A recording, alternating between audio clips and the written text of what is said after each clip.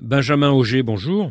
Bonjour. À l'Africa CEO Forum d'Abidjan cette semaine, le président ghanéen John Mahama a fait sensation quand il a appelé les investisseurs à venir pomper un maximum de pétrole chez lui, comme s'il n'y avait pas de lendemain, a-t-il précisé. Qu'est-ce que vous en pensez ?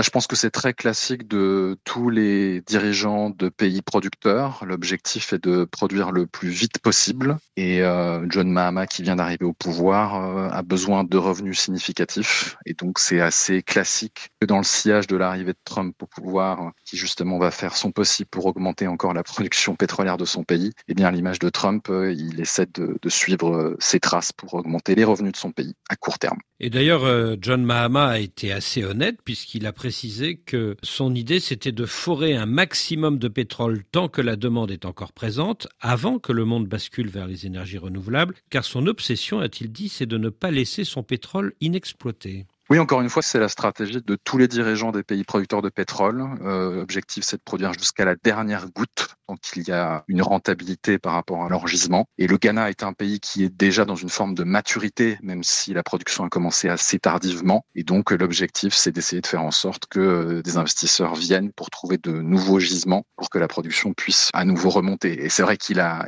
compris depuis longtemps, parce qu'il a déjà été président il y a plusieurs années pour son premier mandat, que l'enveloppe globale pour les hydrocarbures a tendance à diminuer et que donc les investisseurs sont de plus en plus difficiles à convaincre d'investir dans leur pays, notamment dans des pays compliqués. Et donc, il est nécessaire de tout faire pour faire en sorte que ces investisseurs viennent, en l'occurrence, au Ghana. Oui, parce qu'il y a pas mal de banques européennes et américaines qui sont sous pression de leurs opinions publiques et qui n'osent plus investir dans le pétrole et le gaz, c'est ça ? Exactement, ouais. Tout gros investissement, on peut parler aussi notamment de l'investissement au Mozambique sur Mozambique LNG avec Total, est très très compliqué parce que vous avez plusieurs pays qui sont impliqués et les ONG environnementales pensent en Occident à faire beaucoup de pression pour que leurs banques n'investissent pas dans ces projets-là et donc ça devient de plus en plus compliqué avec une enveloppe globale pour le pétrole et le gaz qui diminue et avec un nombre d'acteurs qui de plus en plus se dirigent vers d'autres types d'investissements ou en tout cas dans l'énergie plutôt dans les renouvelables et de moins en moins sur les hydrocarbures qui n'a plus vraiment la cote. Alors le Ghana n'est pas le seul pays africain à nourrir de grandes ambitions gazières et pétrolières. Il y a son voisin ivoirien, il y a le Sénégal, il y a la Mauritanie. Est-ce que ces grands projets d'hydrocarbures sont compatibles avec la lutte contre le changement climatique et le développement des énergies renouvelables ? C'est une discussion très complexe parce qu'à partir du moment où vous faites des découvertes pétrolières et gazières, l'objectif c'est de les mettre en production. Il n'y a aucun pays au monde qui a réussi à faire en sorte que des projets avec des découvertes et avec des financements ne se développent pas dans les hydrocarbures. L'Équateur a essayé de faire ça, c'est-à-dire en disant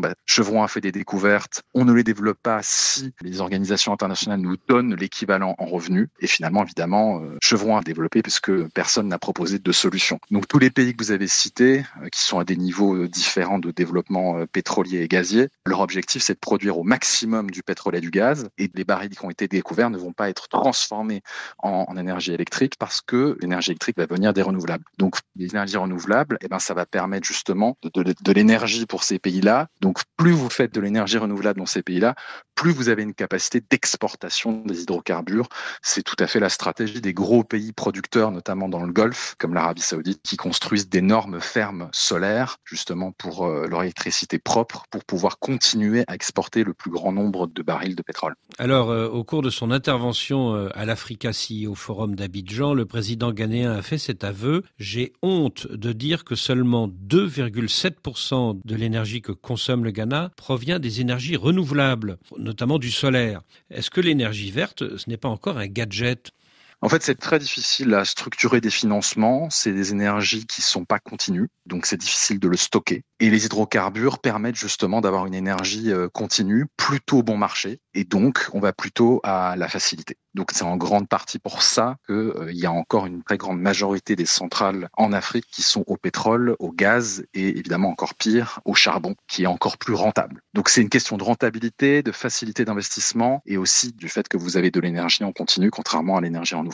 Et du coup, est-ce que beaucoup de dirigeants africains et européens ne se disent pas à voix basse que le gaz, le pétrole, voire le charbon, comme vous dites, ont encore de beaux jours devant eux ? Oui, en fait, clairement, les hydrocarbures ont encore plusieurs décennies de production, ça c'est absolument évident. Même aussi par rapport à la chimie, ça va être extrêmement difficile de remplacer notamment tout ce qui est plastique. Et donc, on va avoir certainement une production qui va commencer à décroître dans les années 2030-2035, mais ça ne veut pas du tout dire que on va arrêter de consommer du pétrole et du gaz. En tout cas, pour le pétrole, il risque d'avoir une courbe descendante dans les années 2030, et pour le gaz, ça risque d'être encore plus tard. Donc, on est vraiment sur une industrie dont la fin est difficile à prévoir, mais clairement, facilement encore 3 décennies devant nous de production. Donc la COP 29, au cours de laquelle c'était à Bakou l'an dernier, les pays du Nord ont promis 300 milliards de dollars par an aux pays du Sud pour leur transition énergétique à partir de 2035. Ce n'est pas vraiment une promesse sérieuse, ça ne va pas tenir ?